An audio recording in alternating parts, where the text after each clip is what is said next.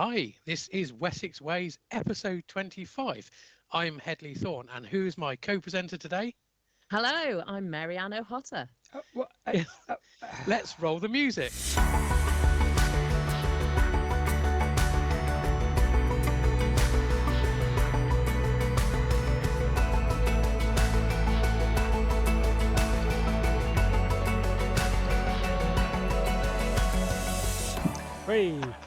Hey, welcome to Wessex Ways, everybody. Sorry, this Paul? Are you Mary-Ann's guest today? Yeah, I'm happy to be guest. More than happy to be guest. Yes, that's right. I've got a lot of questions. I'm ready. Let's go. Fantastic. Thank you so much for joining us. So, just to quickly introduce Mary-Ann to everyone, if you haven't heard of her already, Mary, and I'm getting this from your Wikipedia page. Dangerous. It's dangerous. Well, yeah. So, a British broadcaster and anthropologist, specialising in anthropology, archaeology, social history, and adventure factual television. Wow. Yeah, it sounds quite good, doesn't it? Sounds like a good brilliant. job. Yeah, That's really, really good. Yeah. I mean, to be fair, it is a very. I feel very, very fortunate.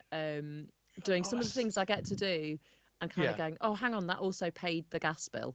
That's. It's like what a dream. It's brilliant. It's incredible, and I'm so humbled that you came on as well. I mean, we're used to seeing you on the telly and everything, so wow, thank you so much for joining us. I sound like a fanboy, don't I? I already do. I knew this would happen. I knew this would happen. Thank you for having me. It's a real privilege. Also because the people who listen to Wessex Ways, and also the people who love your work, Hedley and you, Paul, which includes me. I watch you as a punter as well. Like they're really informed and passionate.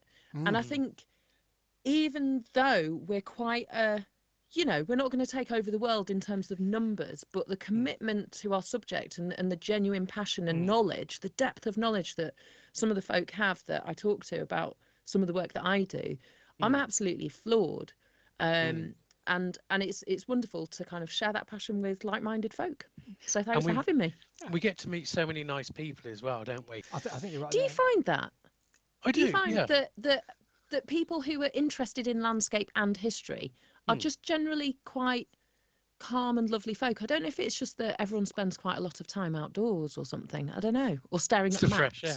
Very calming. I think so. I mean, it is, most people you see. I said this before on the Ridgeway, is that if you're walking along the Ridgeway, generally it's a kind of an effort to get there. You've got to plan your journey, you've got to drive, you've got to get the right gear on and go for a walk. It's not like walking down your high street or something. And the people so you need a reason to go there.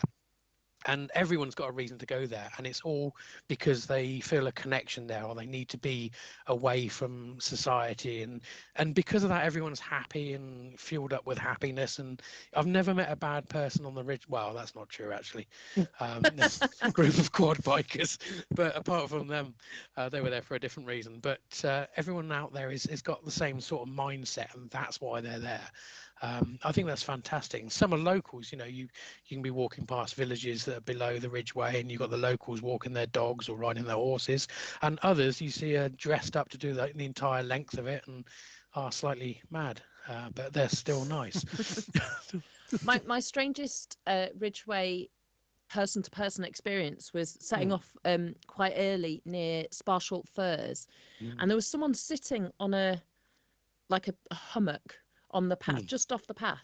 And I kind of walked up to them, and you kind of have that moment where you've been walking for a couple of hours and you've not seen anyone. Yep. And then you see a figure, and that sort of primal brain goes, human, beware, friend or foe. So you're like, thinking, you're like definitely shaken out of your reverie. Yeah. There's this lady sitting on the floor, and I thought, oh, hang on a minute, is she all right? And then I got a bit closer, and I was like, hello. And she just turned and stared at me. I swear, as if she was a ghost. It's like she looked through me, and I was like, but she was wearing Gore-Tex, so I don't think she was a ghost. No. If she's wearing kind of like a long Victorian morning dress or something, then perhaps. And she totally blanked me, and I was like, should I keep walking? Not in an upset way, because then I would have stopped. Just in a don't be part of my world. Yeah. And I was like, I'll keep going then. So Paul, let's do a little. What we usually do is we have a little section on what we've been up to the last 3 weeks or so, and The last week or so, I've been looking for Roman milestones. This deliberately futile sort of task to sort of, I don't know why, but I went down this sort of rabbit hole of why have we only found 95 Roman milestones in this country? And I sort of set about mapping where I thought Roman milestones could be based on the Roman mile, the centre of a Roman town, and I just spent days ridiculously on Google Maps or my Google Maps. You can design your own map, and plotted the distances from Winchester, the distances from Dorchester, Silchester, or Cleaver Attribatum, and I couldn't stop. And I just kept on going and plotting 1,480 metres pin, 1,480 metres. Oh, that's interesting. And in my head said, I'm never going to find anything, but this is really fun. And I thought, well, this would be silly not to make a video of this. So I had all these data points on this Google map, which I still got, and I can share with anybody that wants to see it. And I thought, well, let's just go and have a look and go. I'm not going to find anything, but I think here, within 5, 6, 7 meters either side of this spot, would have been a Roman milestone. But what I tried to do with that is sort of teach myself what their purpose was and really get involved with almost their honorific status rather than perhaps for miles as time went on. When did they appear? Who introduced them? And it's a really, really interesting journey. And it turned into really being not about the map that I'd made, although I did include that in this video that will be coming up, but more about what I'd learnt about it. And if I do find one, well, I found this book this guy did in 1970 about the geology of what a Roman milestone looked like, depending on where it had been found. And he'd based his results on the quarry that they would have found, used. And I just found it all of a sudden. I started this map, this silly little futile map, because I quite enjoyed doing that, and went down this huge rabbit hole of learning about Roman milestones, bizarrely. And I made a video about it, and that's gonna be out this Sunday actually, because I've just finished it today.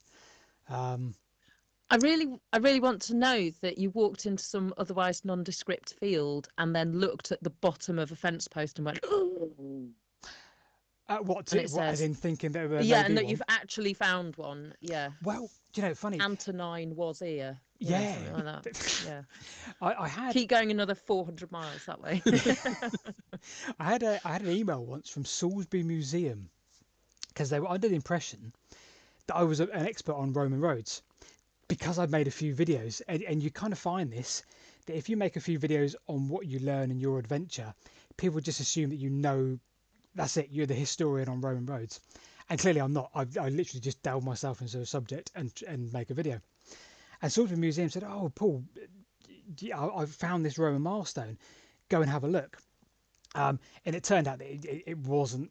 I don't think it was like more like a millstone or perhaps a facade, because it had the top sort of drilled a hole in the top where they put a little sort of bit of concrete and a metal spike. But that was sort of 3 years ago, and I'd completely forgotten about it. So as part of this video, I kind of thought, let's go and have another look. Let's kind of not sort of lead the audience to say, oh, look what I've just found, but sort of more like a memory. I found this, and it's by a ford near Heytesbury, near Warminster. And it's still there to this day. Was it a Roman milestone? Highly unlikely, but it looks like a pillar, and it's quite big, and you just look at it thinking, oh, maybe. And maybe somebody reworked it as some kind of millstone or pillar of a facade of their mansion house. But really, really, I really love that. That video. I don't always love the videos I make because they go down a path and I just say, oh, I'm tired of this now, but I want to carry on this journey, but I can't because I need to actually publish the video. And another very quick subject, so I don't waffle on too much. I had another guy who'd written a book on the first king of Wessex, or the first ruler of Wessex, Cerdic.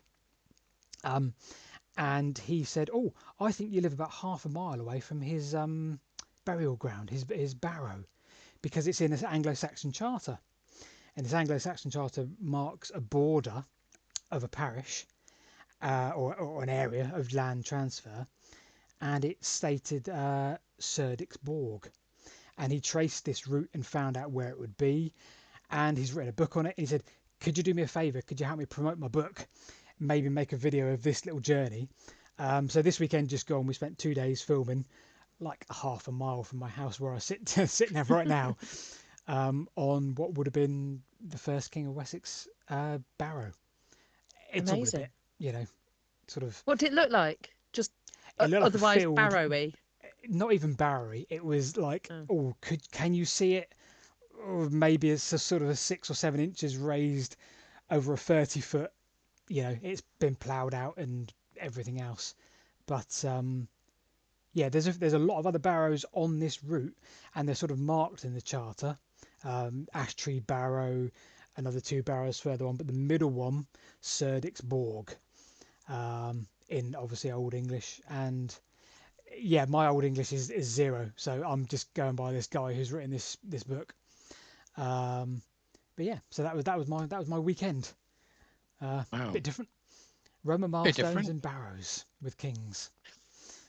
That sounds like a wicked weekend. And you have to make sure that you don't mess up Roman milestones with curry stools. Do you know what they are? Yes, because I saw a video on that. That's the only reason I know. Yeah, did you watch a video the other day? Yeah, so there was, if I share my screen, you can see this on the screen, hopefully. So for those listening, it's basically a 3-pointed concrete star on the ground, and some of them being removed, but they've left a mark there. It's like a curry stool is, yeah, well, it's a type of survey marker that used in peaty areas where like a normal trig point or pillar would sink. And of course, there's no natural rock available in these areas. So yeah, it sits on the peat, and then it'll be used as a stable platform for, you know, a theodolite or something. So Why is it called a curry stool? it's right, hang on, I've got it here. Let's have a look. Let me consult Wikipedia. Yeah, let me just hit up Wikipedia. Oh, you see, there was, I don't know, I think it's named after someone whose surname was Curry rather than the actual kind of food. Okay. But yeah, that makes more sense. Oh, here we are. It looks like it could have been named after Corporal Curry of the Royal Engineers. Yeah. When what sort of day, what era was that, Hedley, in terms of the whole triangulation? So that would be sort of or when Ordnance Survey started up, which would be what? Well, even but 1791. Oh, right, late 1700s. Yeah, but what about the actual curry stone? Does it say when they were? Because the pillars weren't It doesn't around say. Like the doesn't say here, or... but I'd imagine it would be about the same time as. That one looked quite concretey. Yeah, that looked pretty. So that's gonna be more recent. So that's gonna be like, yeah. So I'll take back everything I said. It's 20th century. Hey, Corporal Curry. This beer's strong. I'm on the Loose Cannon Abingdon Bridge tonight. Good beer. That's an instruction. Loose cannon. Yeah. Okay, go. Loose cannon. Yeah. So. Well, I mean, also Hedley, loose cannon under the actual trig point, one of the original trig points, I think, potentially. Rumour has it. Yeah. Oh, really? What, it's like a little secret squirrel? Yeah. Well, literally the first thing that only those in the know. Apparently so. William amazing. Smudge or somebody. The one when you go up past Amesbury along the 303 to the top of Beacon Hill. Yeah. That one is one of the original that lined up with one. Really? So you know Old Sarum. If you go down to the bottom of the dip at Old Sarum, back on the way to Amesbury, look in the hedge and there's a big old plaque, and that there to Amesbury was the first sort of line, the first sort of what's the word I'm looking for, calibrated that this is the line, and at the top of the Amesbury Hill there was a cannon supposedly buried under that first one, just because this is the first one, so we're going to bury a cannon. But, so who knows? Does that tie in? How does that tie in with the? Because there was Liddington to Uffington, wasn't there? The trig points there were used for early. I thought they were the first baseline measurement. Okay. And then maybe someone can correct me below in the comments. And there's a cannon at Heathrow as well, isn't there? Yeah, Heathrow one is definitely one of the earliest, or one of the first. I think one of them was for the triangulation and one of them was for the heights, maybe. Yeah. I might have got that the wrong way around. Yeah. But yeah, if you look on the old maps of the Ames Run, it says gun under base on the old sort of the 1800, the 1800 maps, the sort of late 1800s. Yeah, It's a bit of sorry. a giveaway, isn't it? Yeah, That's just bragging. it is. You'd get in trouble with your superiors, wouldn't you? They're like, sorry, Smithers, gun under base, what? And oh no, nothing, sir. Don't worry about that. I just typo. Fantastic. Yeah. Longhand, best handwriting typo. Yeah. So Mary-Ann, what have you been up to this last few weeks then? Well, when does this episode go out? It's going to go out in the next few days, probably whenever Paul edits it, basically. Okay, fine. But probably Thursday, Friday, I reckon. Okay, cool. Like soon. So, coming up, folks, on the telly box, Mary-Ann gets to be on Countryfile talking about landscape archaeology on the Ridgeway. Yeah, Brilliant. and proper lumps and bumps because, and I'll tell you for why. I don't know. I'm probably signed a contract, and this is all like terribly improper for me to share it with you. We had initially said, if we're going to be filming a kind of it's a short little 4-minute segment where I don't know how many of you watch Countryfile, but there's like little segments where they don't have one of the regular presenters, but it's just someone who's passionate or an expert in a subject talking about that subject, usually off camera. So you're not looking at the camera, you're looking at the person who's standing next to the camera. So that's what this was, talking about the Ridgeway, talking about its anniversary, its designation, sort of its claim to fame as being Britain's oldest road, why I love it, all the rest of it. And I'd said initially, it'd be really good to film around one of the really iconic sites at the Western End, so somewhere like the Avebury Terminus, and we could go and find the Polisher Stone on Flyfield Down. We could film at West Kennet Long Barrow, or we could be in Oxfordshire and film at Uffington and Wayland Smithy. And all those permissions got a bit tricky. And so we ended up filming at Barbary Castle, which, if you're a landscape aficionado, is kind of cool. Yeah. But if you're not, it's just a bit of a random place, and you only ever go there if you want to have a picnic or walk your dog. And so I got really carried away, and it was just really lovely in the kind of really mizzly, drizzly rain. Going barrow spotting, going, oh look, it says tumulus on my map, come on and kind of going, oh look, there's a ditch, and there's a lumpy bit, and then kind of just walking. I've got an app on my phone that like measures how far you've walking 16 kilometers for a 4-minute segment up and down. Barbary Castle isn't even that high, like the rise isn't that significant, not from the bottom of the valley, but like literally on the footpath, and then round and round doing circuits and circuits of the ramparts. But I think that either I'll never be invited back, that's possible, or hopefully there'll be at least one person in the nation who goes, oh, that's really cool, I'm allowed to like that stuff now. Or, oh, who knew? That's the thing that people can be interested in.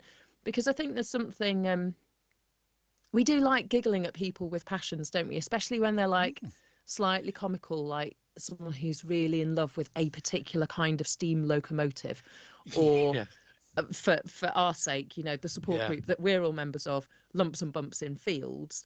So I think I felt very fortunate to be given a platform to bang on about lumps and bumps in really rainy, grey, muddy fields. Yeah. I got very wet feet, and I stopped at the shooting cafe. If you come back down the hill, there's a clay pigeon shooting place that I'd never normally, it says all welcome, and you're like, yeah, but really, do you mean that? And I went in and I had a really nice veggie breakfast and excellent coffee, and bought a dry pair of socks. So shout out to them for being lovely. Brilliant. I love Barbary Castle. It's the view, because you can look south all the way down to like Martinsell Hill and along the ridge there, and you know, you can see Liddington out to the east, and you can see the beach clumps of the Ridgeway going out to the west, and it's just a lovely place. And an absolutely huge solar farm. Yes. As it looks, if you squint, it looks a bit like a lake, though, doesn't it? Yes, it does. Only if you squint. How to make the most of it by Hedley. Yeah. I know. How to make the most of it. Yeah. Yes. So I was parked at the bottom in the car park there to do some aerial photography because I was a bit nervous about actually doing it on the site itself. And I let my mum walk up there, and she suffers dementia. But the great thing is, you can just follow her with a drone while you're doing the photography. So it's absolutely great. But it's wonderful, and especially for me from the air, Barbary Castle looks incredible. It's got the as Tweedy was saying on a previous episode, it's got that atavistic feel about it. I'm going to be using that term You're so much. going to use that word every podcast. I'm going to use that. It's I got lots of, I got to tonight. say, when you sent me an email with sort of like, these are the things that I want to talk about, and you were Yes. like, the atavistic feel. I had to Google it. I was like, what's he mean? Likewise. No, and I went to Cambridge. I was like, what's he mean? Oh no, I don't know anything. And I've kind of looked it up now. Also, when I saw that you did an episode with Tweedy, I thought you meant the clown, but it's not. It's the other Tweedy. Well, now you see, I got to say here at this point. So Tweedy wears tweed, and so does WC21 Darren before on the episode. And my wife, just check. No, my wife says she doesn't want me to wear tweed. She says it made me look older and everything, and I'm like, fine. Just checking she's not there. And so I've got a tweed hat here. I bought myself a tweed hat. It's Gateway tweed. And so, it's kind of a cap. It's kind of cool. It's a cool tweed. So it's got tweed on the top, and it's got it's meant to be velour on the front. Come on, Hedley, put it on. Let's see. Yeah, hang on. Gateway tweed. Yeah. That's nice. Yeah, it just looks so sexy. I like it. It's good. I think you should just go full on jacket and plus fours. Why not? I think so. Plus fours. Yeah. I think little chain as well. I reckon pocket chain as well. I'll go the full cravat. Cravat. Yes. A goshawk on one arm and a drone on the other. Yeah. That's it. And a gun over the shoulder. That wouldn't go down well when I go to Heathrow to work. But I think other than that, Oh God. I suppose I better say what I've been up to. Quite a lot the last few weeks. I've taken a month off work because I finally got into my HR system and realised I had about 10, 12 days to take off and about 2 weeks to take them off in. So I've sort of spread them out, and I've actually had about 3 weeks off work. So I've basically been crawling the hills, as one does. So I did the Devil's Punch Bowl, walk along the Ridgeway, Coombe Hill and the Chilterns. So the Ridgeway goes over Coombe Hill, and you've got the monument on top to the Second Boer War. The views from there, wow! You got, we got HS2, but nothing wrong with that. So I just remembered Paul did a video on it. And it's a lovely stretch along there, really, really nice. Lowbury Hill, we did some resistivity testing. I can say it. I got it. Don't repeat the word, Hedley. Goodness me, you got it right the first time. It's all good. Move on. Yes, resistivity testing up on Lowbury Hill. That was good fun. The weather was interesting. I'll say that. I did some work for the Chiltern Chalk Stream conservation project. So we did the Hamble, which I think I might have mentioned before, but we also went to the River Chess, where they got watercress beds, and they wanted some aerial photography there. Oh, what an area! Just gorgeous. So close to London, it just doesn't feel like it. You can't hear the M25, and the water is so clear. It's not. There's a sewage plant just upstream, but I always, there's just something about sure that watercress tastes delicious though. Yeah. It's got a nutty flavour to it. Yes. But there's just something about a chalk stream, isn't there? It's just it's so clear and it's so nice. And the Hamble was lovely, especially because it's a winterbourne, so it's only there for some of the year as well. So it just felt a bit special to be, in waders walking down the middle of it while flying a $2.5 grand drone. And the final thing I did was, which I had a bit of a joke about, Paul Timlett. You were on the chat as well, Paul, weren't you? Invited me for an 8-mile walk in Wiltshire. And so we turned up, and I know he listens to this, and I know I'm going to get flack for this, but turned up, bad weather, to Aldbourne, which is stunning. It's where they had a Doctor Who episode filmed there. And we set out, And I said, where's the furthest point on our walk? And he said, oh, we're going to go Liddington Castle up on the Ridgeway. I was like, I said, how far is this walk? And he said, oh, 8 miles. I was like, that's more than 4 miles away. And I said, it was sort of showing, I'm just thinking, how many sandwiches I got? How much coffee and water I got? I don't think I got enough for more than that. And then he said, oh, 8, 10 miles. I went, right, okay, 8 to 10 miles, fine. And I'm now thinking, how am I going to stretch out? So we got to Liddington Castle, and I looked at Strava, and it said we'd done 6.5 miles. I'm like, right. And I know the way back's longer where we're going. So, yeah, over 13 miles in the end, in pretty challenging weather, to be honest with you. You sent me a picture of Snap, didn't you? Yeah, the old the abandoned village of Snap. Snap. Yeah, very nice. Oh, I've never been to Snap. It's nice. It's in a wood, and you can see. Actually, Paul, I've got some pictures of it. We might, for the YouTube viewers, I'd put them on screen magically. And there's lots of. It's in a wood, and there's lots of sort of. You can see the foundations of where all the houses were, so you can kind of stand there and visualize where the actual high street was. I mean, obviously horses and carts rather than cars and stuff, and you can make out where individual properties were, and you can see who was a bit wealthier, who was less wealthy, and all of that just by walking around this wood.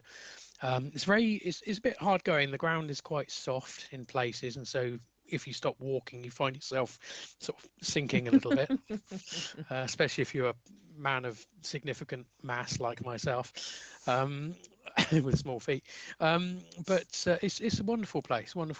I think it's quite recently abandoned, isn't it? In terms of, I was going to say when. Yeah, what's the date? Yeah, I think it's like 1901 or 1902. Yeah, or thereabouts. So you can see all the bricks and stuff. Why did it get? Oh, change of land use. I want to say it went to. There were 2 villages, weren't there? There was another village nearby that was also abandoned. Oh, the one to the north,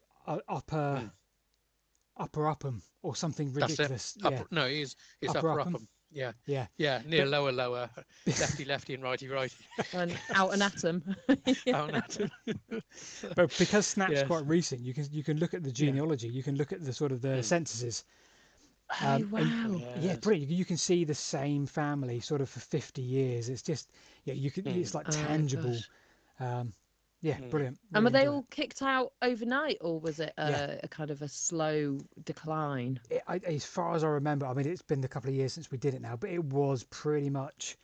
Boom, goodness. Change of view. It was sold to I want to say it's sold to the butcher in Albourne or something local, and it was literally boom. You have no job, and that was it. Gone. Wow. Literally overnight. It's extraordinary though, isn't it? Because there are lots of those episodes in the recent past in the British Isles, and we don't really talk about the trauma that can sometimes follow.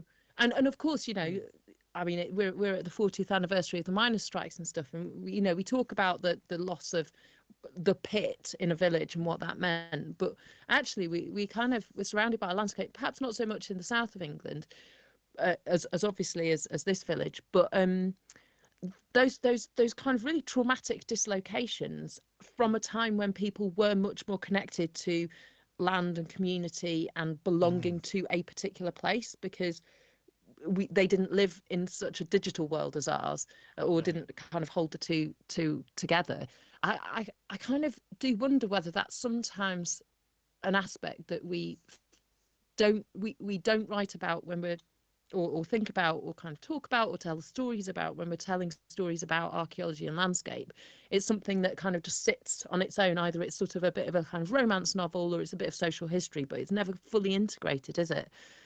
I'd love to know how it affected the children as well, because I think probably back then, I think children were part of the workforce, weren't they, locally on farms and such like. And if you're getting rid of a village the size of Snap and everything, I mean, you can't just integrate everyone seamlessly into local community jobs and all of that. I mean, everyone had to probably up sticks and move, and I don't know what they do. I mean, what are you skilled to do? What do you do? And it'd be interesting to see it from the children's point of view, because from an adult's point of view, it'd be frightening, frustrating and everything, but from a kid's point of view, I don't know. Well, I guess And did they perhaps all end up in towns and cities, kind of picking up, new, either skilled or unskilled, in part of the labour force there? And actually, I mean, it's that funny thing, isn't it? We shouldn't necessarily paint everyone as a victim. Some people went, oh, thank God, I don't have a lifetime of drudgery and freezing hands and no choices. This is the brave new world, and I'm going to leap in with both feet. And then other people just totally destroyed everything they knew was ripped away. Yeah. I feel like the children would potentially be, I guess, more flexible because, I guess, they're sort of younger and more flexible about things like that. But as you say, sort of looking at those genealogical records and looking at people who have been there for 50, 60, 70 years, and the world was massive. How far they travelled in their lifetimes, perhaps a village or two at the most.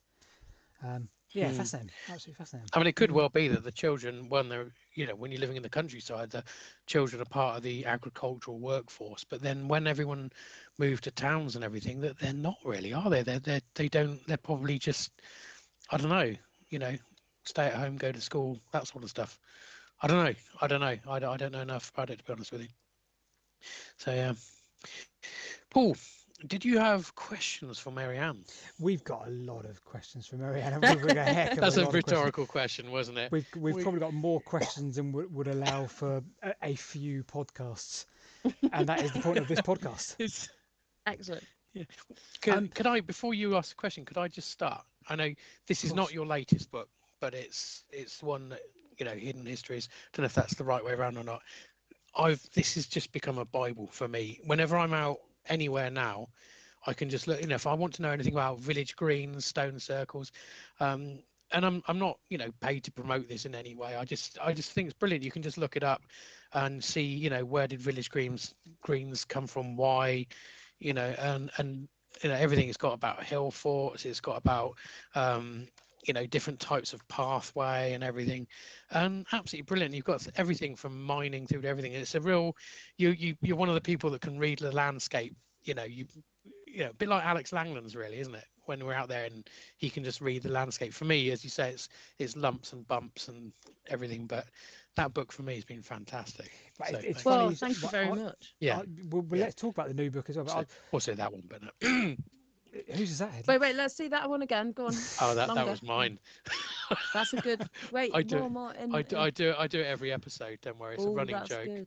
It's a running joke. It's Anna's artwork on the front. Do you ever have a thing? Right, question to both of you. Do you ever have a thing where, because your family knows? Where's yours, Paul? Hold on. Because your family knows you quite well, right? So you always end up with two of the same book, right? So here's another. I've got so many. Yeah. Two of the same, but two of the same maps clearly, and two of the same book. For the purposes of those not watching on YouTube, I've got twice as many hidden histories by Mary-Ann than Hedley. Well, there you go. And if you're lucky, you'll find it in a charity shop near Paul sometime quite soon. But no, to reiterate Hedley's words, I've been reading this before I knew who you were and what you had done. And for the reasons that Hedley says, it's such a useful book. And again, we're only talking about the old book. We haven't mentioned your new book. Yeah. It's such a useful book. That's less useful. This one's the useful one. Yeah. This one looks prettier, but that one's the most useful one. Yeah. But it is because it literally covers so many aspects about the landscape and puts them into these really manageable, non-waffly, perfect sort of little nuggets of, right, you want to learn about that ancient rock art, well, here it is in a nutshell, and that's why I love it. So there we go. Right. Oh, amazing. So that means so much to me. Hidden because basically histories, you've described the pitch that I gave to the publishers when I was like, I want to write this book about lumps and bumps and stuff. Yeah. And I'm a pretty rubbish at sitting on my own thinking very hard with my laptop. I much prefer going out, being outside, A, talking to other people, B, doing kind of short, sweet projects that generally are in my sort of like subject area, but each one is quite intense and kind of short term. And then I kind of go, okay, what's next? Yep. And writing a book takes ages, and you've kind of got to like keep going at it. And it's so hugely comforting to hear people sort of say, oh, Hidden Histories was useful and I really enjoy it, or I got it for this person and they really like it, because that makes kind of all the pain of writing it, even though you're writing about something that you're genuinely interested in, that you're trying to make it kind of fun and interesting. It must be the same with producing films and stuff. Like, you're really interested in the subject, but you're like, oh God, why am I still doing this? Why am I doing this? And so that's my general experience of writing books. So it's very gratifying to then, when it's out in the world, wild, to meet someone who goes, "Oh, that's good. You wrote that," and I'm like, "Yeah, the benchmark thank for you. me That's great." is the fact I struggle reading. I'll be honest with you. I haven't mentioned this before, but Paul, I've mentioned it to you actually. I do struggle reading. I have this thing where I start reading a chapter, and then after a paragraph I'm reading it, but I'm not reading it, and I'm like, oh, I didn't take that in, and I have to hop back a couple of sentences, and I'm doing that the whole time. And so I basically gave up reading. I listen to podcasts, I listen to lectures, and I listen to ebooks now. The other day when I got it though, I sat there and about an hour had passed and I just basically disappeared into my own world. So wow, that's the first book that's done that, and I'm not just making this up. Oh my It's gosh! because Wow, it's that's it's hugely right it's great. right up it's right in my wheelhouse, so to speak. This is sort of explaining so much of what I see when I go on my walks and stuff. And what I say on Twitter, you see people talking about things like stone circles and what have you, and it's nice to have, and Roman roads and that, and it's nice to have a reference that I can look it up of. So yeah, and yeah, so The thank thing you that for was quite tricky about writing Hidden Histories at times that. was to not kind of preamble every single entry with, well, it sort of depends on where you are in the country, and kind of have these like definitive statements of, if you're standing in what is now Gloucestershire, when you see this kind of a thing, it's that kind of a thing, Yeah, because there's always, so I kind of describe them as red herrings, like things that you think it might be but that aren't, because so much of landscape archaeology, or just trying to understand the landscape on whatever level, is yeah, noticing the patterns and then noticing the anomalies, isn't it? So whether yes, that's flat, flat, flat, oh, that's a funny lump, or that's a funny dip, or a funny yeah, kink in the road, or whatever it is. But sometimes, so it's the pattern, but also the break in the pattern. But then there are lots of bits of our countryside that have been yeah, so sort of tempestuously changed by generation after generation after generation, that perhaps someone like Alex Langlands might well be able to kind of read the landscape with that oh yeah, level of yeah, clarity. But even yeah. I'd be like, I mean, I can tell He's you there's a lot going on, but I can't tell you quite what's going on. Yeah, but you do learn. I mean, I've huge amount. Yeah, for me, I mean, whenever I'm in Wiltshire, and especially if I'm in an area, let's say Dorset, Wiltshire, where that I'm not aware of, I'm not used to rather. I can look at a line of hills, and then it sort of goes down. Then there's one hill lump, and then it drops, and you immediately think hill fort. There's a hill fort yeah, up there, and that's a then you thing. It's a send the thing drone now. over. Sure enough, there's a hill fort. Um, so I'm starting to sort of recognize that, and I'm seeing a lot of things that I never used to see after I spoke to Alex.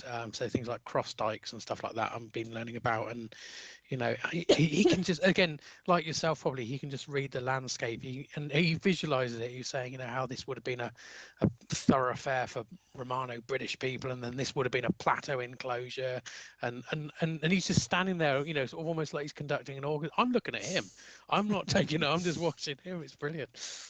But I So, think it's an amazing thing, isn't it, when you start to mm, get a little bit of that fluency, and you must yes, have this as yes, well, Paul, of sort of, it just feels a little bit more familiar. I guess the same as learning a musical instrument, or kind of learning a foreign language, that you kind of, it comes to your mind, or comes to your tongue without quite so much of the kind of front brain cerebral activity. You're like, oh, I can read mm, that, I can see what that is. mm, And it strikes me that the more you can do that, the closer you get to having some kind of proximity to what those people in the ancient past would have also read in the landscape themselves. That yeah, Yeah. they would have looked at that row of hills, Hedley, that you're describing and gone, there's people there. Yeah. Are they friend or are they foe? I don't know. Or they do know because they're local. But you would be able to read the landscape, but also read those seasonal changes. You would know on a more almost instinctive level which ones are going to be the winterborns, which ones are going to be reliable sources of water. So that if you're choosing a route to travel, a route to avoid, you kind of have that knowledge at your fingertips. You don't need to kind of be intellectual about it. You just sense the right route. Yeah, it's almost an autonomous thing that you sort of feel. Absolutely. I love what you just going back to what you said earlier as well in terms of the different projects that you're always doing, which is why the book works so well. That resonates with me so much because as more or less one video a week on something completely different.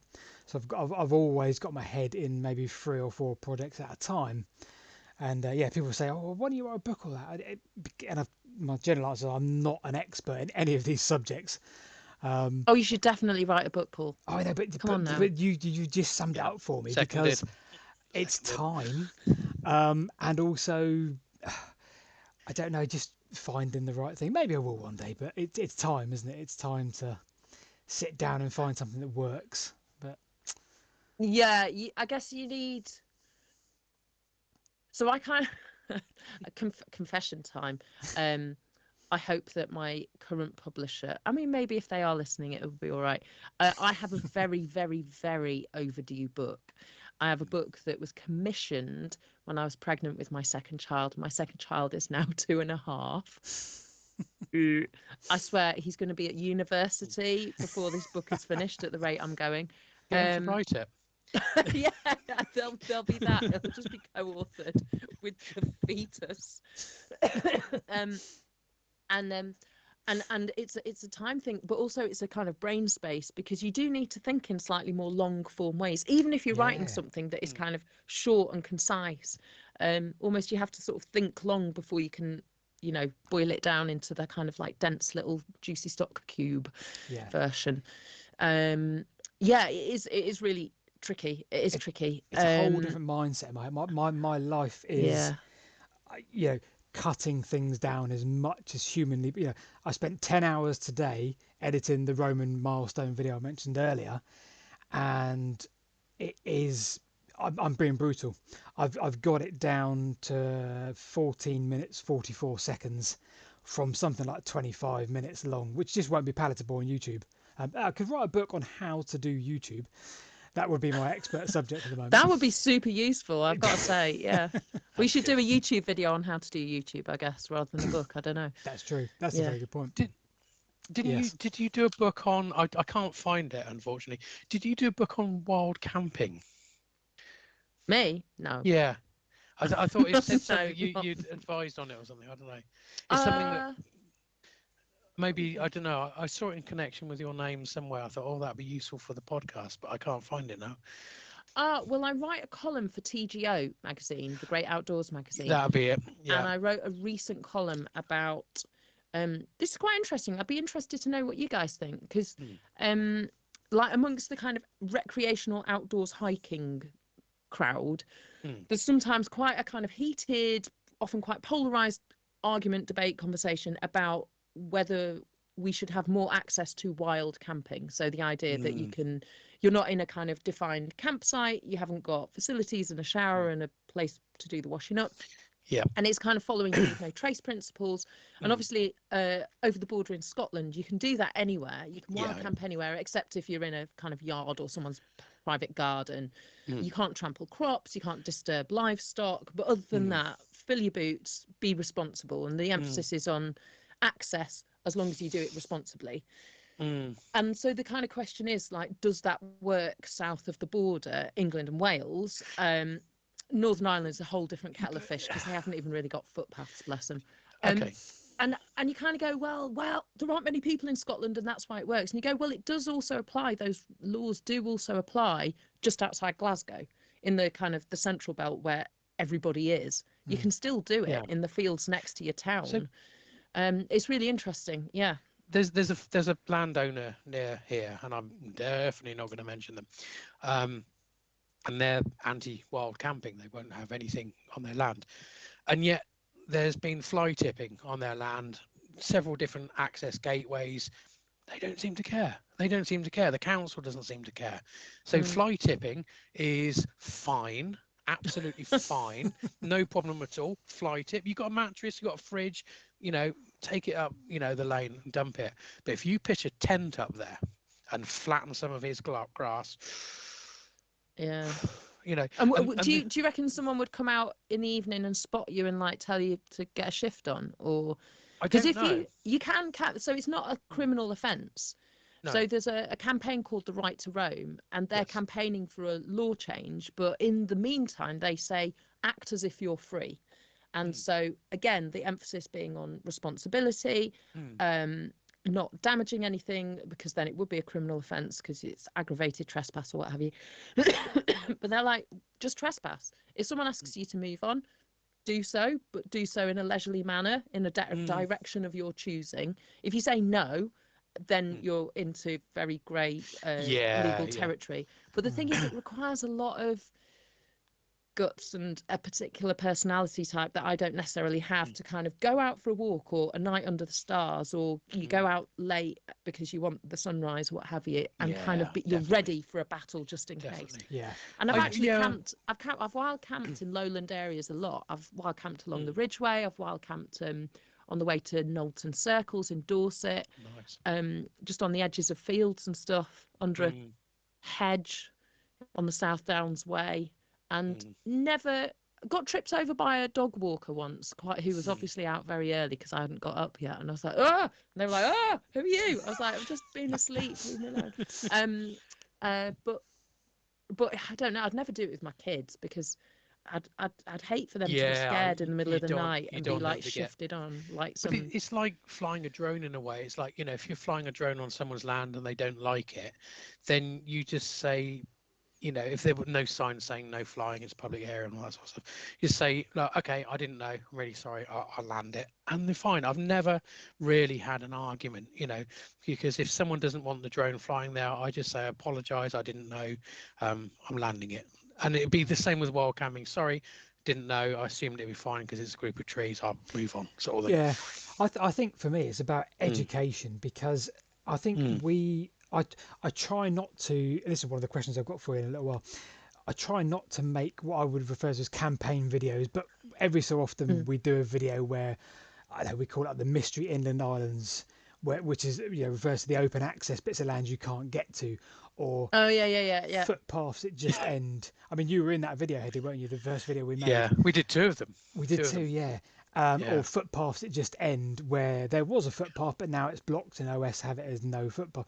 I try not to make too many of those videos because I struggle with the ability to just get out and enjoy and make a nice historic video against always battling, if that makes sense.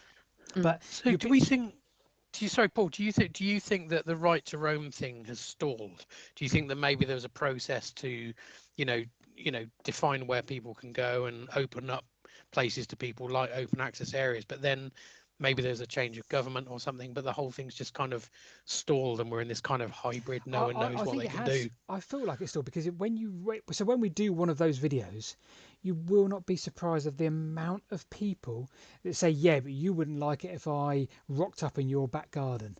And you just think, I'm tired of explaining that that's not what it means. And you may just think it's one or two, but it's not. It's hundreds of comments that people that don't understand. And you first of all, you think, oh, you're just an idiot. But no, there's so many people that believe that it means that people can rock up in your back garden, that I feel like there's a level of education that needs sort of explaining to people how this could work in a really positive way. And I just feel like there's so many people that don't understand it and just assume that, well, fine, I'm going to rock up in your back garden. That's where it is for me at the moment, personally. Yeah, that it's some kind of anarchic kind of like private property doesn't exist anymore. Yeah. There are no rules. No one's going to constrain me. I should be able to do what I like. And you go, no, that really isn't it. What this is about is that the fact that you own land should not give you the right to exclude others.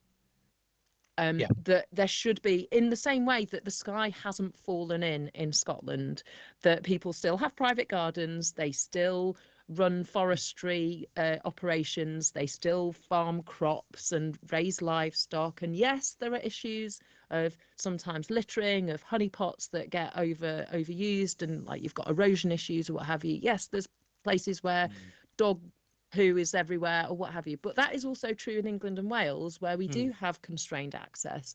That was true before we had the Crow Act. That was true before the Land Reform Act in Scotland. So those education pieces, and also do need to be addressed, but that isn't a reason not to reform the law in a way that just makes access to the land more equitable for everybody.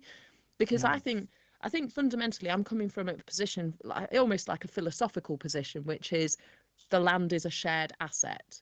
The fact that you own half of Dorset doesn't mean that I don't get a say in being part of that land and having access to it.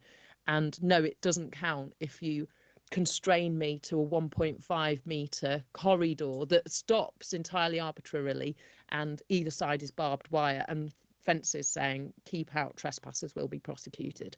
Whether that's true or not, you're making me feel deeply unwelcome on this land that should be mine as well. Yeah. And that's why the whole Dartmoor thing has inflamed it and brought it back to the attention of everyone as well. I'm not quite sure which way that's going to go, to be perfectly honest with you. Back to the Supreme Court. And the funny thing about Crow, here's a funny thing. It's because you get those weird access islands because the land is designated based on land use type. So if it's unimproved chalk grassland, then it's open access. So if you've got a patch of that, but it's surrounded by improved fields, then you can't, unless it's got a public right of way. And then, of course, you've got all these kind of tree planting schemes, which are obviously mostly deeply needed. But if you change open downland to woodland, it suddenly comes out of open access. Right. And then you've got loads of folk who never go walking on footpaths and bridleways and restricted byways and have no idea which thing is which. And they're like, wait, but I'm in a farmer's field. Am I allowed to be here? And you're like, yes, you're on a public footpath. And they're like, I don't really know what that is because there is no path under my feet. And if it's not a literal made path, it's not clear for folk that they are entitled to be there. You go, this is the King's Highway, don't you know? And they're like, what? Aren't I going to get shot? And you go, nope, unlikely. So I think it's sort of heartbreaking sometimes to just see how divorced from the land and the countryside and the landscape lots of people are, because that also means that they're not as connected to heritage, which again is a shared asset. It's our heritage. And it overcrowds the areas that are known public access. So I think that you find certain areas that, and of course, one of the beneficiaries of this, and I don't mean this in a derogatory, in a bad way, spear strong, is places like National Trust, and they're great because they look after places, but they also control the access to places. So you've got these car parks with your ice cream van, you've got certain ways, and say please stick to footpath and all that sort of stuff, and you can't help but think that everyone's congregating these places, and they're becoming well known because of it, but these are not the areas necessarily that I want to see. I want to see the lower plantation over there. I want to go and see what's down in that next valley. And if this was Cumbria, I could do that. If it's Oxfordshire, then it's kind of like, it's quite intimidating actually. Your average person's a bit intimidated. What if I go down there and there's a farmer with a gun shouting at me?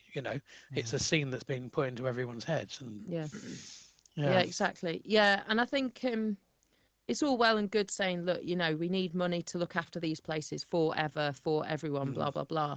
But I think, I don't know, it's a bit disingenuous even when there are public footpaths going through those landscapes. And they're like, well, if you know to look at the roundel on that tiny fence over there, then you wouldn't have to pay for our car park and go through the paying gates. And you're like, hang on a minute, this is a red herring. And also a lot of those big stately homes and estates, those parkland estates, someone at some point in the past 100 years did a number on the parish map, so they magically disappeared all the footpaths and rights of way when they were being recorded. Yeah. Yeah, of originally. course. Yeah, that So was like so you walk 50s, up wasn't it? to the edge of the estate, and for hundreds of years, of course, people would have walked through that land, partly Mm. because that Mm. would have been where they worked and lived. And Yeah. now it just magically stops. I think the National Trust, I'm a member, so I'm allowed to like shout at them a bit, I guess.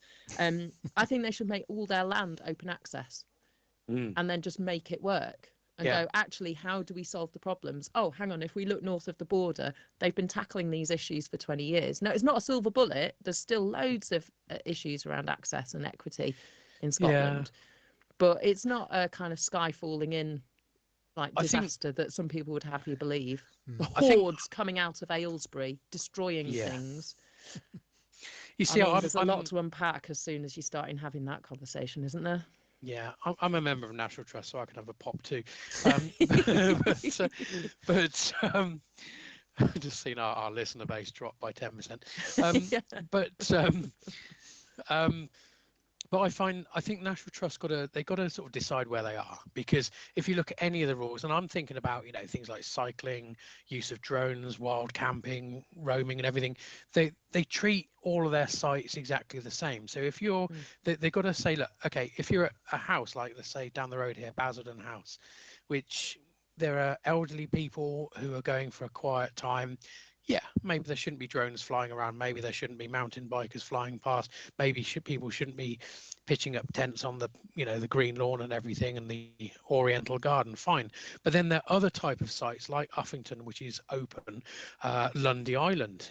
That's just land. That's beautiful land in a beautiful area, and people should do, as long as, again, this is where the leave no trace thing comes in. As long as you're not disturbing anyone else, then you should be able to do these things. It's natural for us to go out and have leisure time, and there doesn't seem to be places where we're allowed to have leisure time. Mm. If I'm just walking, fine, I can go through some of these places so long as I stick to the footpaths. But it's I don't know. I think it's overmanaged personally. I mean, it's good that we've got institutions like this to look after the places. Goodness knows what Stonehenge would look like if it wasn't managed, for example. Um, but at the same time, it's a little bit too, I don't know. I think they need to be a bit more site specific in their rules. It's just my thinking. Mm. I mean, the Ridgeways. I mean, you're obviously involved in the Ridgeway in a big way, and I think, as I said, one of the questions to you was that in managing the Ridgeway, because of course Sarah Wright, who we know, who's just left, I think she did a fantastic job. I think it was a very difficult job she had to do. I've seen her having to, field some very difficult questions, for example, from people. But it's kind of like finding the ideal balance between making it accessible for everyone with parking, access and everything, facilities, and promoting it on social media, but at the same time you've got to balance it against being authentic. You can't stick shops along it and such like. So if you look at the Ridgeway 20 or 30 years back, most of it was just a mud bath. It was just where tractors went along, and now you can walk along most of it even in winter. Mm. But there's that sort of balance. It's like, well, you don't want to over manicure it. So I don't know. I think that the model that Sarah Wright left behind is probably the right one. I think places like National Trust and English Heritage and that can learn a little bit from that. Just thinking out loud. I don't know what your thoughts are on that, but yeah. I think it's I think it is. I think it is a genuinely difficult question of how to manage people's interest in particular sites, particularly sites when they reach that level of public awareness, popularity, where it sort of then they have their own sort of center of gravity, and they bring people because they go, oh well, what should I do? Oh, I can go there, or I imagine what that looks like, or there's enough content online that gives me a sense of what I can expect. And I think a very small proportion of that is, oh, because I can also get that Insta shot and put it on my feed or what have you. I think a lot of the time it's just a desire for information, because otherwise you don't know unless you're in the club, unless you've got friends or family who've, taught you the rules and the what to do and where to go, and that when you kind of get to a kind of muddy lane that gets a bit wider, are you allowed to park there or not? I mean, there aren't any yellow lines. Is it legit? Is it a passing place? I don't know. And it's kind of that local knowledge, or that kind of experience, that knowledge built only on experience, if you're starting out, how on earth would you know? No. And I think sometimes there's there's some places that are doing really good work where it's almost like they kind of zone it. So instead of the idea that we have to keep people out of this bit for the sake of wildlife, that sort of fortress conservation mentality, which is the other argument. Paul, I don't know if you've come across this as well. Like, oh, well, people would trash wildflower meadows and they'd trample on the ground nesting birds and Oh, the for dogs would sure, run yeah. amok and all the Yeah. rest of it. Mm. And you kind of go, well, yes, we do need to control dogs. We need to think about how we responsibly access different parcels of land. Um, but it's also kind of, well, what is it that the majority of people want? And often it is something that is reasonably accessible, even on a winter's day, that doesn't require, like gaiters, boots, walking poles, and a kind of solid sense of balance, even when you're about to fall over. Um, Sometimes you need amenities because not everyone wants to squat in a hedge. Sometimes you kind of go, it's all well and good saying, please take your dog poo bags home. But actually, if people aren't going to do that and they're just going to lob them into a hedge, should we actually just put a bin there? Would that be better for, Yeah. us as a community? And I think you're right. It has to be sort of a kind of a more thoughtful place by place decision. And also, I mean, it's as much, that kind of question of like, how much interpretation of a historic site do you want on site? Do you want interpretation boards? Do you want a Yeah. kind of guided tour kind of vibe? Or do you Yeah. want it to be just, it's here, but you Yeah. need to work out what it is? Yeah. Or, I'm kind sometimes of you can use technology, you scan a yeah. QR code and you get a bit of info, but there's not actual physical furniture getting in the way. But I'm toilet kind of blocks, you can't really do a digital toilet no, block. no. I'm kind of glad in a way that it's not overly like that. I mean, I found for me the Ridgeway has been a journey of discovery, and I've learned most about it by talking to people who live locally or people that paint it. Anna obviously, people that look after it. I've spoken to volunteers on it, and you kind of and landowners as well. So I'm friends with a few of the landowners along there, and I'm it's every little bit is painting this picture of the Ridgeway and how it evolved over time. I see it as a kind of an ant trail. So it's lots of ants all over the place that gradually, how they sort of gravitate towards a single trail, because of various requirements. And that's how I see the Ridgeway. Can I ask, what's your favourite part of it? Do you have a part that you like the most? It's a really good question. So I live in Hertfordshire. So my Yes. local bit is the eastern end, Ivinghoe Yeah. Beacon. Yeah. And it's really cool. I really like it. I really like that kind of wooded, slightly more secluded, short and Yeah. sharp ups and Yeah. downs. And you are amongst villages as well. You're in a much more kind of, it feels like civilization. It's a dodgy word perhaps, but like people and things and everyday life is closer. And I Yeah. really like that. I like the Yeah. intimacy of the landscape. But then every now and then you kind of like pop up out of the trees and you're like, oh, that's a Yes. good view. And you see the view down to the west. It's Yeah, amazing, isn't it? Yeah. exactly. Yeah. And then you kind of get those like little moments where geography is kind of writ large in the way that the landscape has been used. So you get bits where everything just gets funneled through quite a narrow gap, and you've got a road, Yes. you've got a railway, you've got the path, you've got a Yeah. river, and you kind of dip in and then up and out you go back up onto the chalk ridgeline. That sounds like the Goring Gap where you've Yeah, got exactly, like the Goring Gap, Goring and and there's another one Streatley like and near Tring. Yeah, Tring. and Yeah. and it's kind of lovely because you feel like you're on a kind of like living geography textbook where geology is the kind of has played the Yes. ace. Yeah. But then I think the thing I like about the Ridgeway is it's so varied as well. So then if you kind of get to the middly bit where, I don't know, like on Bury Down, it's big and it's broad and it's rolling, and I get a real sense of kind of the lived history of the site of that area, because at that point the Ridgeway is what, 40 odd meters across. It's really wide, and because East Ilsley, the village, it was the second biggest sheep trading market to Smithfield in Yeah. London, and it was Yeah. passing like almost 1 million animals or more through the markets, and they'd kind of be gathered up and they'd be driven down. And actually, we think about, sometimes talk about the Ridgeway being kind of quiet and peaceful and a place to get away from it all. That's partly because of the history of depopulation of the countryside and villages being cleared, because you don't need 500 annoying peasants growing turnips.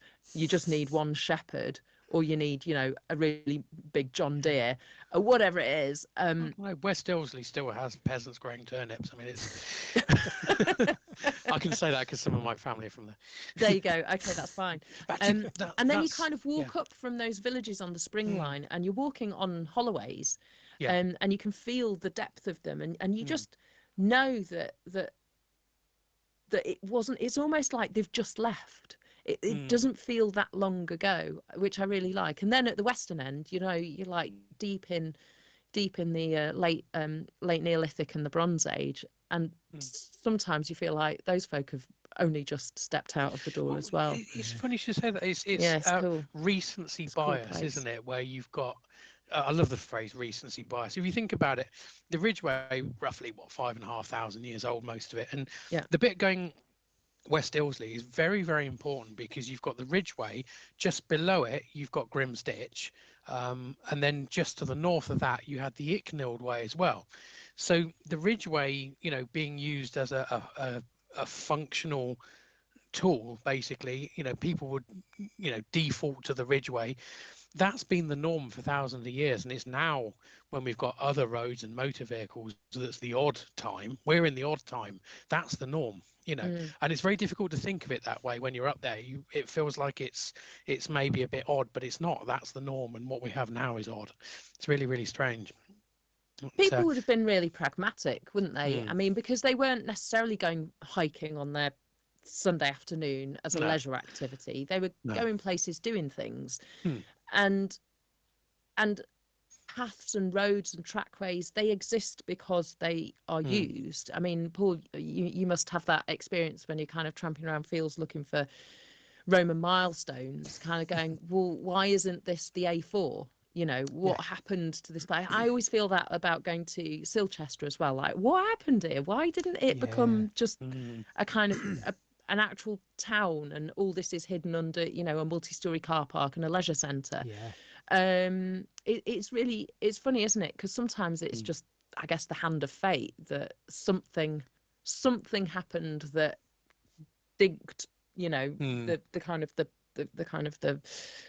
the future one way or the other. But I think the thing about the Ridgeway is that I don't know how many folk walking along there, 5,500, 4,500 years ago. Well, I'm walking to Avebury along the Ridgeway, and I'm not going to take the Lowland Icknield Way. It's just it would have been pragmatic, wouldn't it? And it would have been like you'd get advice and intelligence from the village that you stop at to get some food, perhaps to sleep somewhere safe, to all the rest of it is to get some shelter. They would tell you where to go to walk the next bit, or to lead your animals, depending on the season, depending on the weather. People be super pragmatic. No one's going up onto the Ridgeway with a herd of animals in the middle of winter, because it'd be rubbish. And your animals would get sick and ill, and you'd get tired and fall over a lot.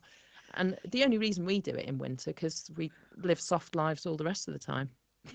So your route map is almost like the Roman itinerary. It's almost like you're talking to people who are saying, right, the next settlement is this one, that's the road.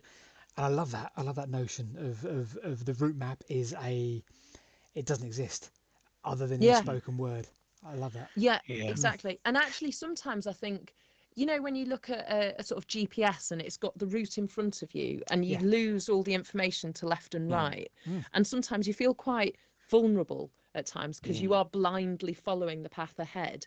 Yeah. It would have been much more like that, I think, in the past, because you wouldn't have had the scope to kind of go, oh, what's over that hill? Oh, isn't that interesting? Over there's a nuclear power station, or like you just would have known what's in front of you because someone told you, and they were or weren't trustworthy, or someone who's done it before, and you learn from the knee of your elders or you go, right, come on, lass, come on, lad, right, it's time that you come with me to market, to on pilgrimage, whatever it is. Yeah. And I kind of love that people would have had those same experiences and those same moments where they go, oh, look at the view, or wow, Yeah, this definitely. place. Yeah. And that's one of the things that I think I like walking, like really ancient routes, that you have a little bit of that visceral emotional response to the landscape that people would have had for hundreds of generations before you, because we're all human. Yeah. I like the finding where the route maybe used to go, because obviously the Ridgeway, you can take it, you can say, well, this has been the Ridgeway, this is 5,500 years old, but fine, but you're taking a snapshot at that time. But if you look at places like Uffington, for example, there's a lot going on at Uffington. You've got 3 hill forts at Uffington. You've got Rams Hill, which is largely ploughed in. You've got and I'm going to struggle with the name of the third one here, so I'll do Uffington next, which exists, and then you've got the other one. I'm desperately trying to think as well, and I don't know. Yeah. But I'll casually, while I'm talking, I'll bring up a map on it. But I mean, of course, in that area as it is, you have I think it's Hardwell or something. You have the different layers of history. So people who, for example, carved out the White Horse, they did that, a couple of thousand years after Wayland Smithy and the Ridgeway were built. So Wayland Smithy to them was ancient history. And already we're talking, and even now we're talking, they were doing that 1,500 years before the birth of Christ, for example, which we see as ancient history. And then when Uffington Hill Fort was built, a couple of thousand years ago, maybe a little bit more, they saw the White Horse, Wayland Smithy and the Ridgeway as ancient history, and now we see the whole lot as ancient history, and in the future, but you know what I mean. And this kind of, people don't, it's very difficult to sort of visualize the difference in time when you're up there. It's when things were actually built. I've got it here. But I think Hardwell Camp. Hardwell, very good. There you go. Very good. Bravo. 5 points. In a kind of an oral tradition, often time is a bit stretchy anyway, isn't it? Because people will say, "Oh, my grandmother did that," or "Oh, it was when." There's a kind of great tradition of stories of the time of the giants here in the British Isles. So like, oh, it was way back with the giants. Now, like, how long ago is that? Oh, yeah, much longer. And you kind of wouldn't ever have said, well, sorry, can we just calibrate that to a calendar, please? It just would have been older than anyone was alive for, and therefore forever. Or, and I don't know. I mean, we kind of still do that, don't we? The kind of appropriating history. I mean, that is basically history, isn't it? You get to tell someone else's story in your words, and you claim a bit of it. And there's loads of sites. Some archaeologists call them persistent places.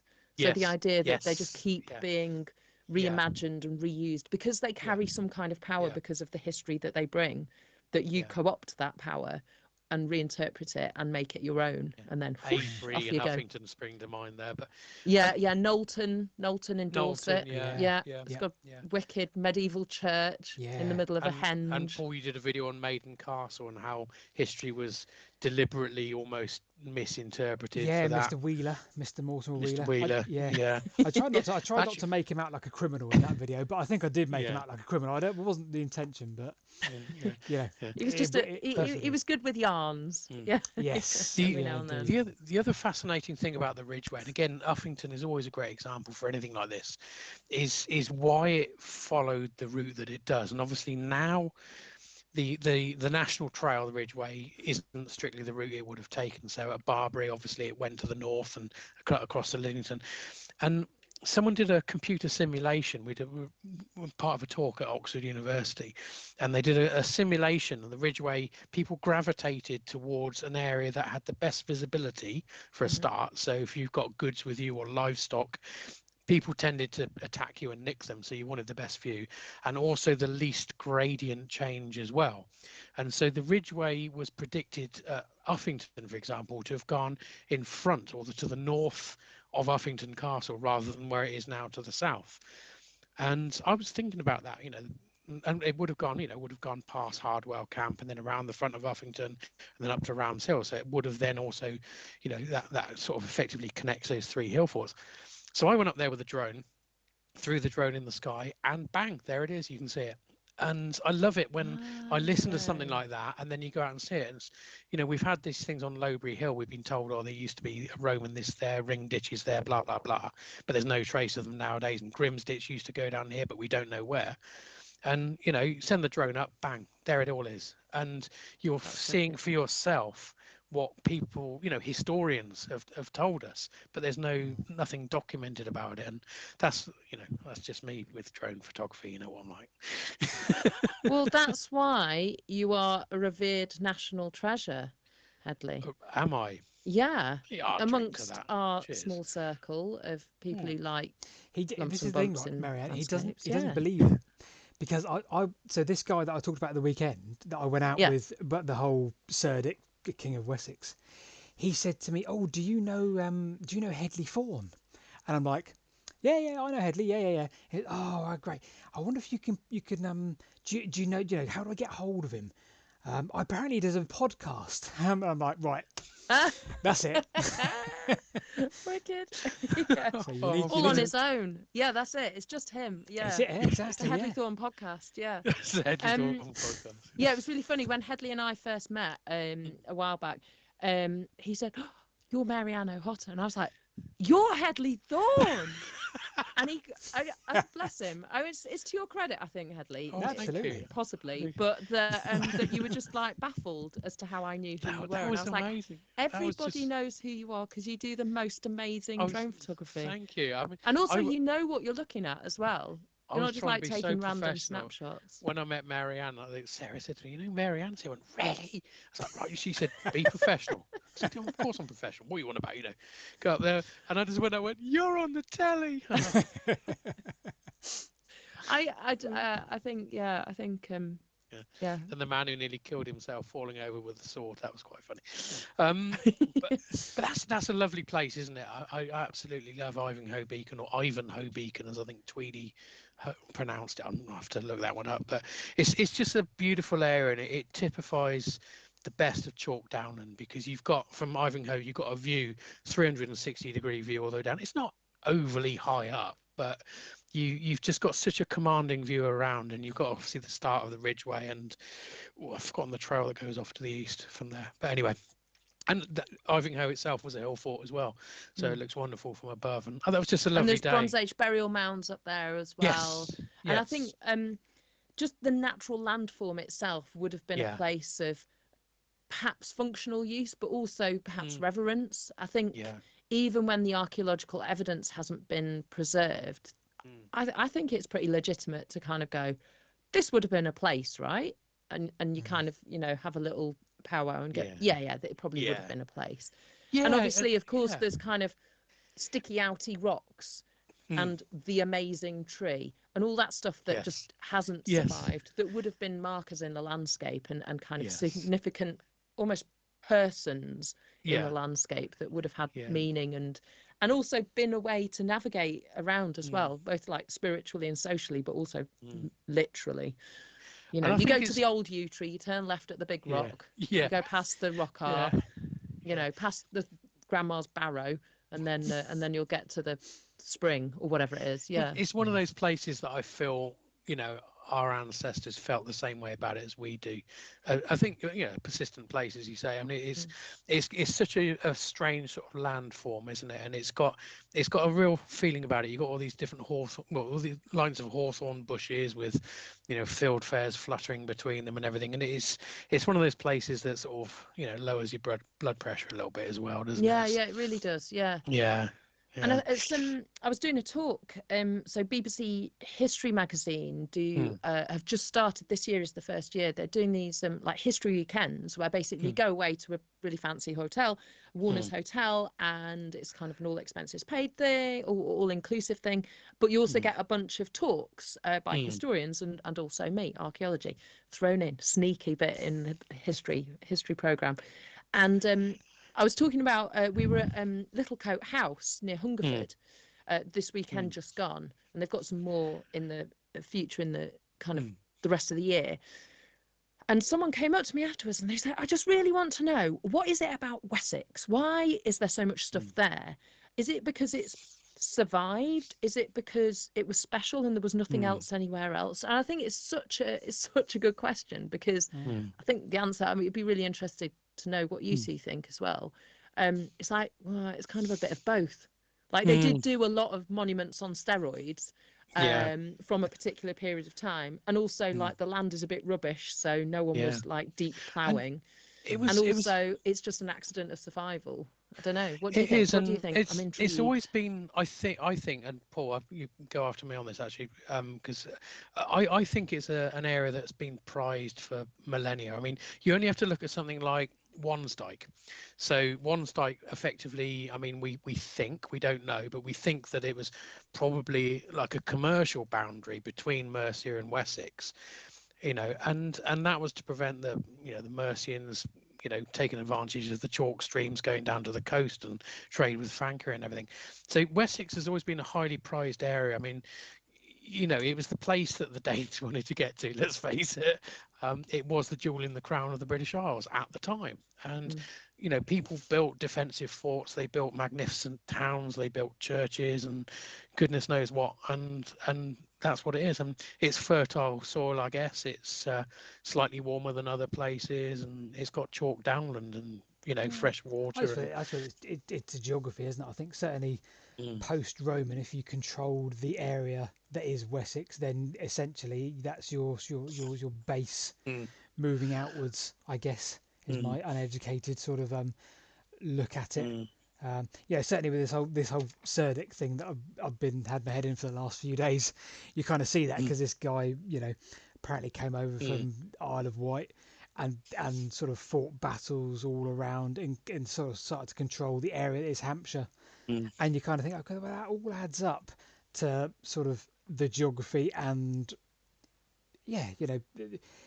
once you control that southern aspect, it's easy. You're controlling the movement of the water, and as you say, Hedley, the sort of the Wansdyke potentially being that era, although we're still yet to find out officially. But Wessex is also the place that's conquered first, isn't it? So, whenever you have like the Romans or William the Conqueror that coming over, it's the place that's conquered first and therefore developed the most over time. So that just adds... you say that, but actually, I don't know if we quite tell all the stories with the same weight, because actually, if you think about invasion and settlement from the northern tribes, apart from the ones who were like mercenaries coming over with the Romans, sort of if you're thinking about Vikings, a lot of their, they were having a go at the Isle of Man. No one ever talks about the Isle of Man as a significant, like, military strategic kind of jumping off point. Maybe we should. Yes. You kind of think, oh, poor old. Book plug, why not? In Secret Britain. There we go. Shortly Secret out Britain. in paperback. Isn't it lovely? They've done a really great job. Can we put a link to that below, so people people on YouTube, if we can put a link to that at the bottom, Secret Bits of Britain, unearthing our mysterious past. I think it says at the bottom. That's the one, past. Yes. Or if where I'm from, past. But either way, unearth it and buy the book or get it off of your library. Uffington. Oh, look at that! Oh, fantastic. What else have we got? Now non-specific henges. Now the Uffington horse. Yeah. I want to ask just one thing about the Uffington horse while you're holding the lovely book up.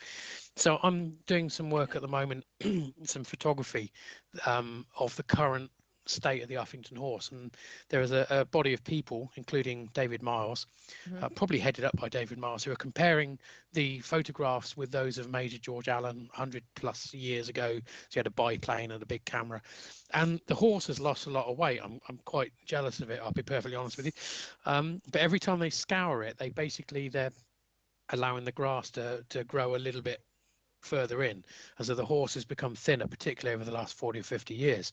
So there's a plan to kind of restore it back to what it used to look like, and a lot of people are for it, some people are against it, and And then some people are saying, well, how do we know when the horse is how the horse should be? It's been there for, we know, 3,500 years. Should we be doing this, or is it a natural evolution of the horse to where it is now? I didn't know what your thoughts on that were. Sort of restoring a what's the best word of it? A monument, basically, to how we think it should be, or maybe it is how it should be. I don't know what you thought on that. I think the natural succession of any kind of hill figure is that it grasses over and doesn't exist anymore. So True. if we do nothing, I mean, scouring it, weeding it, packing it full of, a few thousand tons of chalk every year, that is intervention. And I think I'm absolutely for cutting back to the edges of the chalk trenches, because that is the best guess that we have, because there's going to be a bit of a grey area as to say, kind of like, well, is it here or is it here? But we're talking a few centimetres either way. I mean, true. I've got a patio in my suburban garden, and if you don't scrape away the grass, it encroaches, and you've suddenly got 6 inches less patio, and that's exactly basically because the lawn is growing over the brick edge, and that's just what nature wants to do. It doesn't like it abhors a patio or a vacuum or a white horse. It wants to grow all over it and turn it into a green horse. So I think cut it back, because otherwise people kind of it's just, I think if we were to cut and then chalk a bit where we go, oh, well, and it should have had a tail, and it should have had longer legs, and it should have a saddle on it, because that's probably what they wanted, then of course we've gone a step too far. But I think cutting back to the original trench edges, I think that's much more legitimate than representing that what's being done is it's being preserved, but actually you're making a 1,000 different choices, and none of them are undoable. That's the thing, isn't it? That's true. That's true. You're not. So because otherwise you're right. I think the lines and the stories that you tell about this long, sinuous horse, actually it should have quite a big fat belly. It should be quite a chunky horse. And let's be honest, the Bronze Age horses were chunky. They were like little riding school ponies, weren't they? They weren't blooming thoroughbreds. David Carson used a Chinook to bring chalk in to redo the Alton Barnes horse. Oh yeah. It's just showing off to the neighbours, isn't it? He does that. He's going to re-chalk my white horse in the nice. Chinook. I think the Whipsnade Lion, the last time I saw it, I couldn't even see it. It wasn't very green. It's when we were up at Ivanhoe that green time. Whipsnade. Yeah, I was like, where's it gone? Try and find it. So that maybe that needs the Chinook next. Yeah, that needs the Chinook. So I'm conscious of time. So I thought maybe, Paul, if you've got another question for Mary-Ann. I've got a million questions, but yeah, we've kind of. If you want to sort of pick one, I'm gonna pick one, which is sort of quick fire. And then we could do actually. That's a good idea. Quick fire questions. Then I'll read out. We'll select one or two comments from the last Wessex Ways episode, because I promise our listeners that we read them out if we can. So, lovely. Paul, over to you. One question that I do want to ask, because it's something that I sort of struggle with, is a wrong word, but something. It's the campaign kind of video that I said I make earlier, and I try not to make too many, because otherwise I'd make them all the time. Yeah, the right to roam, or all different aspects like that. The right to sort of navigate our own rivers. Yes. How do you find that balance yourself between wanting to?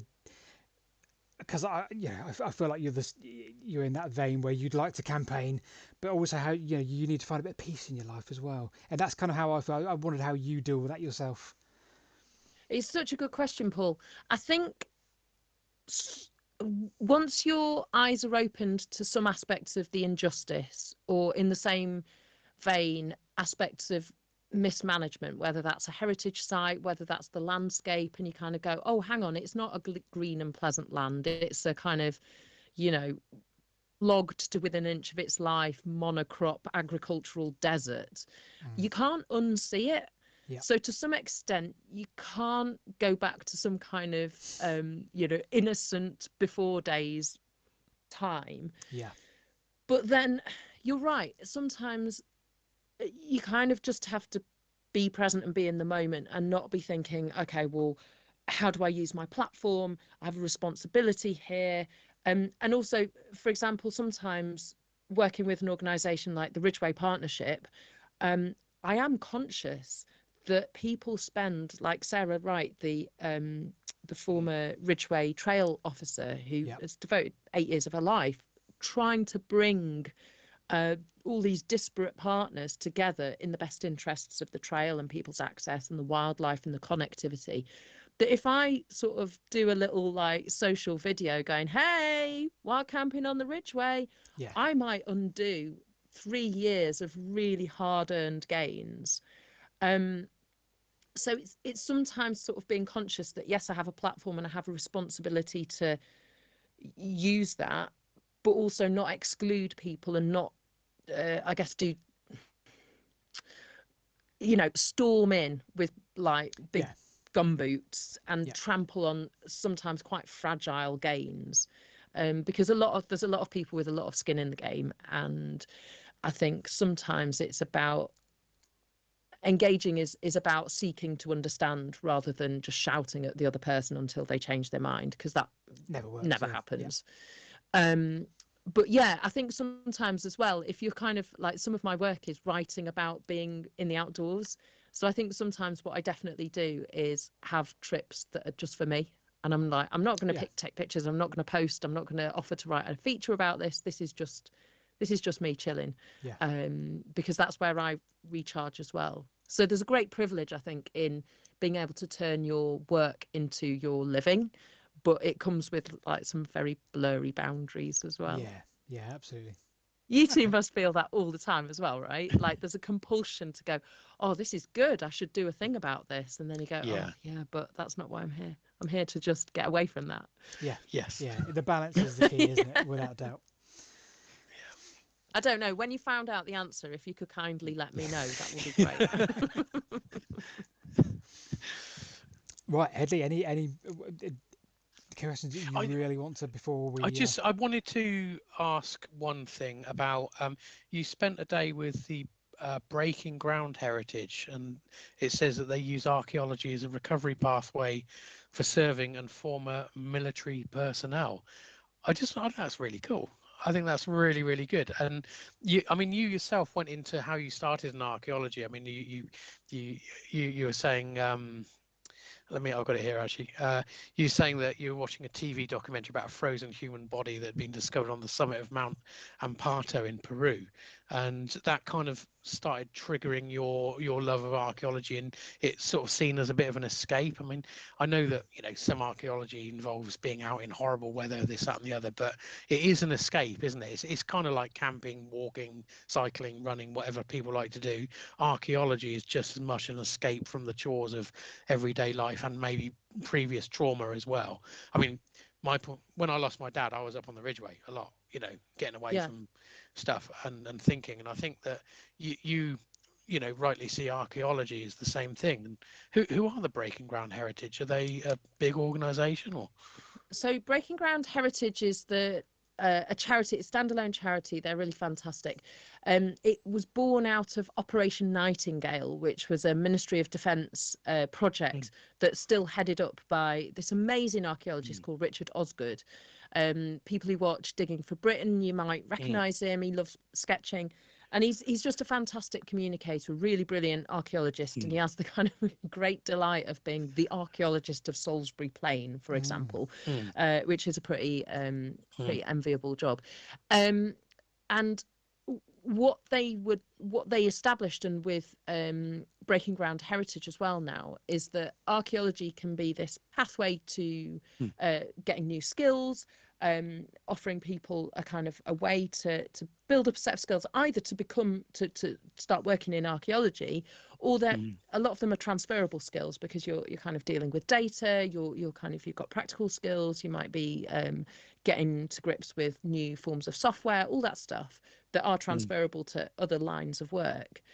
But the thing that they really discovered was that actually there's so many aspects of being in the field, literally, and doing archaeology and engaging with heritage that really taps into some of the kind of the psychological needs of people who are struggling and have post-traumatic stress disorder, are struggling with really intense emotional and mental responses to what they've seen or experienced. And actually, a lot of it is camaraderie.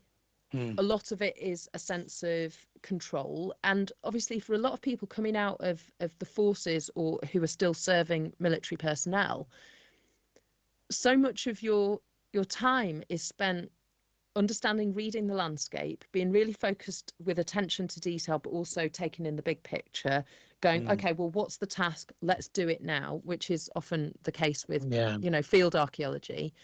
And the thing that really struck me actually was standing in this otherwise nondescript field where they'd identified that it was probably an Anglo-Saxon site of some description, and there were burials, and the farmers, because it was at the top of a kind of a gentle hill, obviously the plough soil was eroding down, and so more things were getting thrown up by the deep ploughing at the top of the hill, and like little bits of Anglo-Saxon brooches and stuff. So they went in to excavate, and they're finding all these graves, and one of the people that I interviewed said, you wouldn't think that someone who's experiencing flashbacks of their mates being blown to pieces in a tank in Iraq would necessarily want to excavate dead bodies in a field in Wiltshire, but it somehow works really well.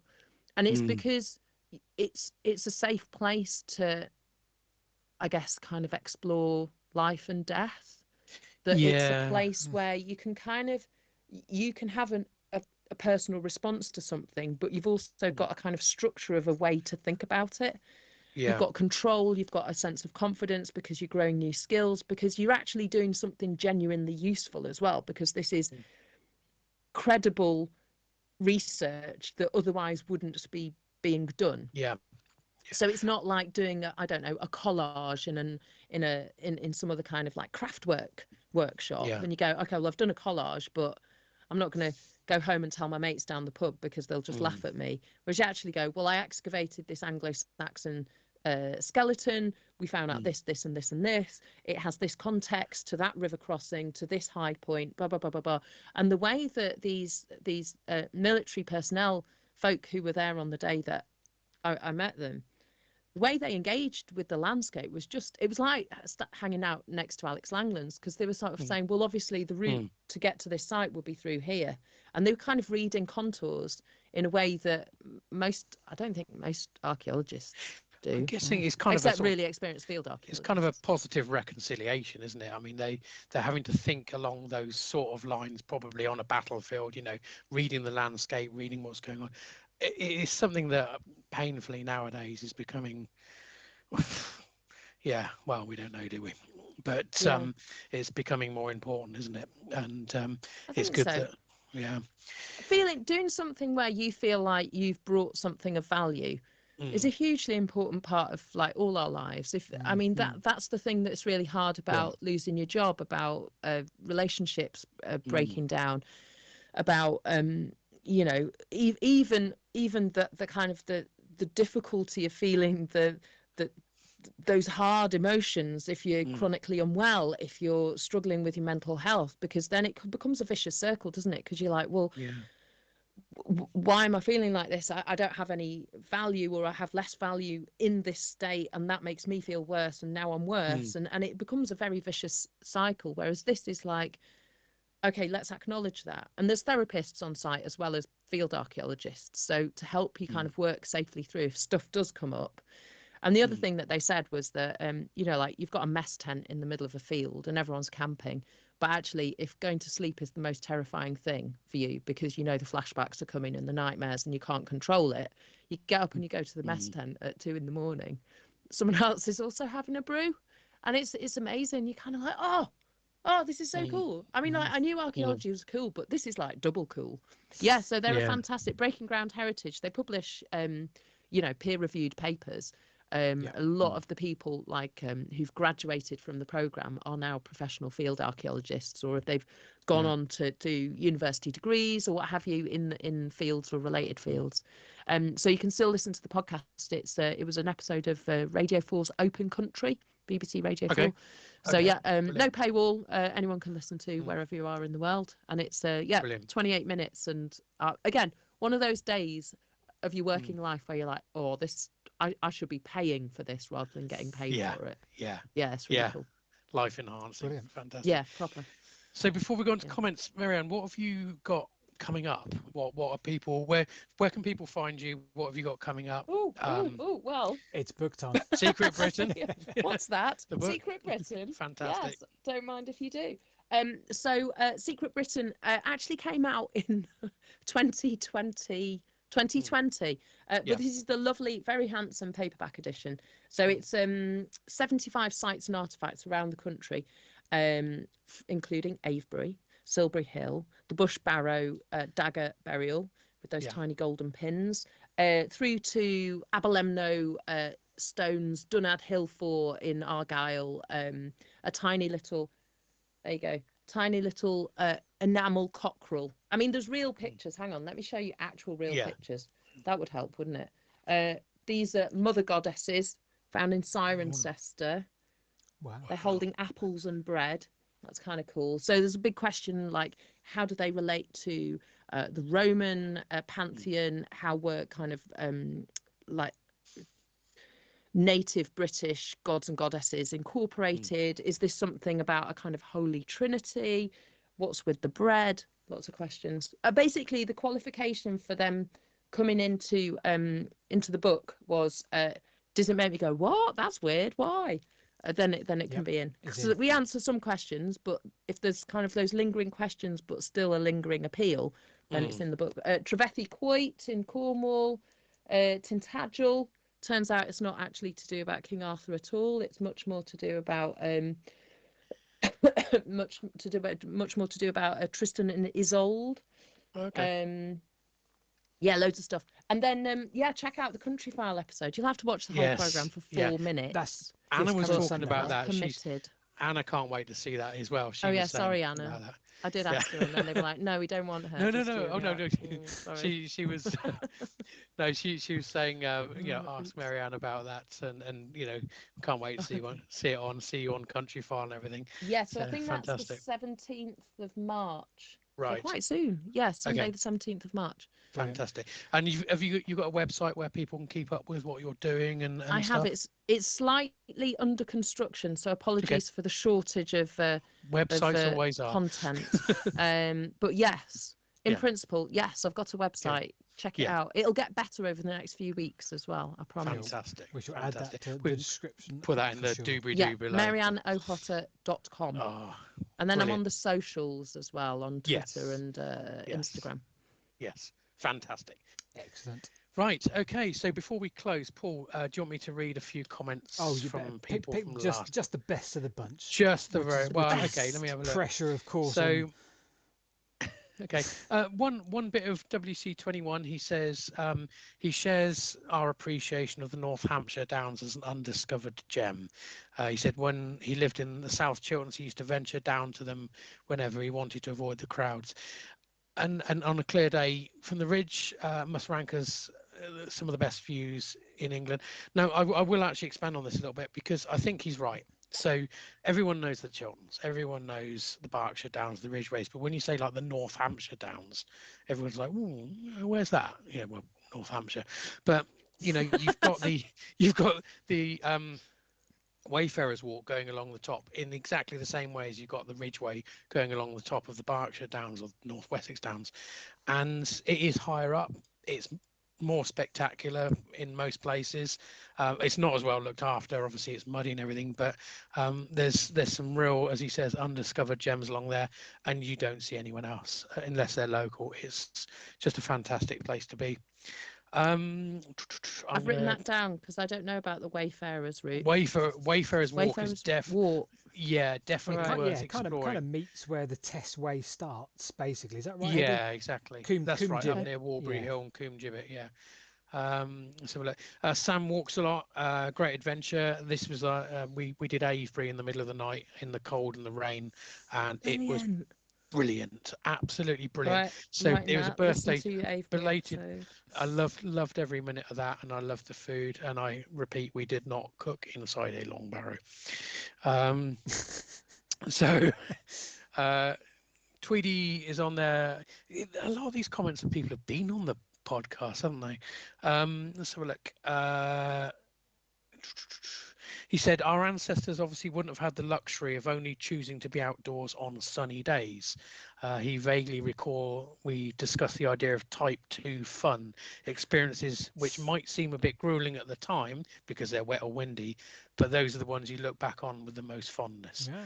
Yep, Do you know, fair. I'm going to end the comments there. Apologies to everyone else who's commented.